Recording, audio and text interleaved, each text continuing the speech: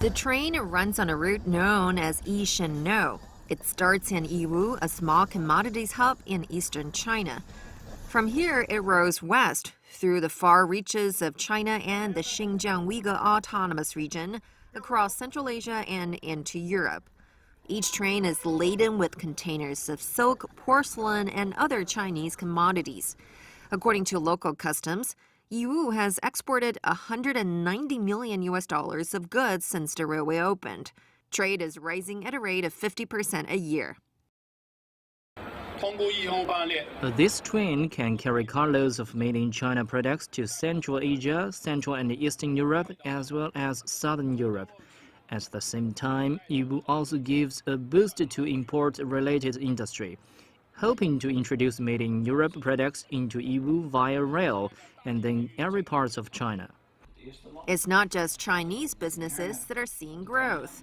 At the other end, goods are loaded onto the trains to be shipped back to Asia. The amount carried is jumping by more than 350% a year as firms flock to the railroad, such as Friesland Campina, Netherlands' biggest dairy cooperative. In a small northern town of Veendam, more than 15,000 tin cans of infant formula Friso are loaded into a 45-foot container. The container will be first transported to Henner in Germany by truck and then on to Chongqing by freight train. I think the advantage compared to air freight is that the costs are way lower. It's roughly 10 times cheaper than making use of air freight. So that's a lot of money, which also our farmers are benefiting from. And if you compare it to ocean freight, you see that the transit time is like roughly half of the transit time of an ocean container. So that means roughly a saving of almost 20 days, which is, of course, it enables us to reach our Chinese customers faster. This container is very well able to transport a lot of other goods that Friesland Campina wants to sell. And dependent on the demands in the market, we could also use this same transport also for other product types. At its far western end, the network runs as far as London and to the capital's vast new logistics hub. According to the hub, the new link between the factories of China and the shop floors of London is proving a popular one. We have a lot of interest from a lot of clients, especially the car manufacturers, the pharmaceutical companies, some companies who are also manufacturing toys, because this train, the transit time being only 18 to 19 days, can bring cargo right on time from source to consumption for Black Fridays or for any other promotional activities that take place in the UK. The first Chinese train arrived in London last January. Since then, Soveria says it has given companies a new option about how to ship. Well, if you look at the One Belt, One Road today, which is reshaping the supply chain between the UK and China, this train is time sensitive, which means it's reliable, it's cheaper than air, which is cost effective, it's efficient because cargo is moving only on land.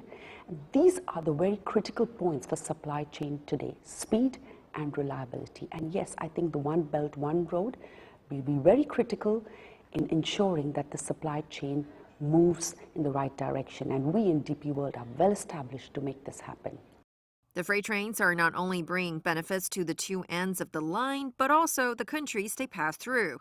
The town of Zabaikonsk in Russia's east is a key border terminal for China Railway Express. It provides trains, equipment, and terminal services for processing containers. In the first 10 months of 2017, more than 1,000 China Railway Express trains passed through Zabaikonsk, about a third of all those traveling between China and Europe. We are growing our rolling stock. I mean, we are buying new wagons. We also developing our terminals on the cross-border points in order to make sure that we run these operations when we change Chinese railway into Russian railway gauge quickly and fast. So we have like investment program, which includes such things as reconstruction of our terminal in Zabaikonsk, Manchuria, to increase capacity.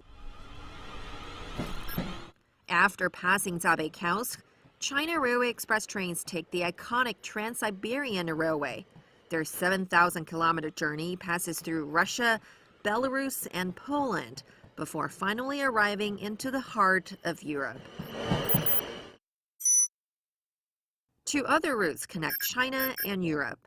The middle travels from China's northern border at Uran-Hot and goes via Mongolia and Russia. The western route leaves Alataushenko in China's far west and travels through Kazakhstan, Russia, and into Europe.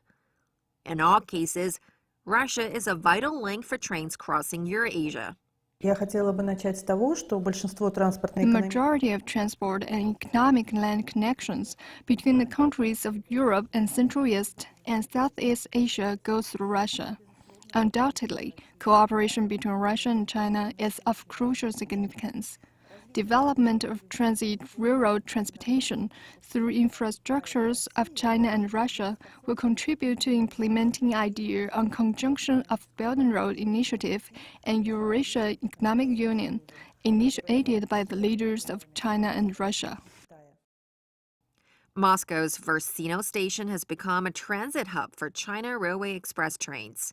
Thanks to the growing number of trains, cargo volume last year increased threefold. We expanded the customer's zone here in Valsino station. It can now hold up to 600 containers. The container areas have been widened as well. 2,000 containers may sit there at the same time. And for the coming year, we are planning to build an additional terminal that will have the capacity to maintain more than 2,000 containers. Since beginning in March 2011, over 6,000 journeys have rode back and forth between China and Europe. In that time, the route has shown itself to be safe and reliable, green and environmentally friendly, quick and convenient, all year round. With demand growing by the day, China Railway Express plans to go from 6,000 journeys in the last 7 years to making 5,000 trips each and every year. It's a steep ambition. But as more experience packaged by rail of dairy delivered fresh or of factory parts delivered just in time, then is an achievable one. China and Europe have never felt so close.